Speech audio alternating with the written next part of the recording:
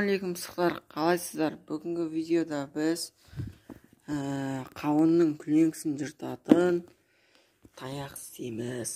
Біз алдыңғы видеода жегене істеген болатынбыз.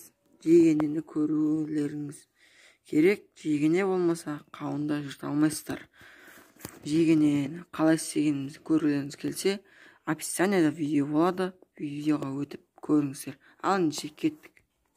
Бізге таяқ, сіздерге сосын шеге керек. Шегемен осылай таяқтың басына қағасыздар.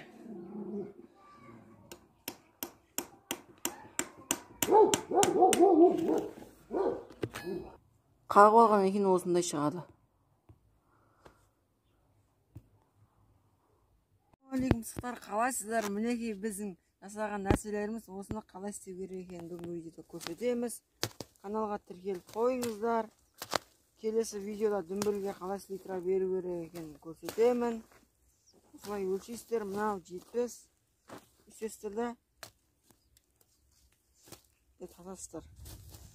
Сосын былай қоя бересіздер. Кейін барып дүмбілді көрсетемін. Литра берген қалай беретінін.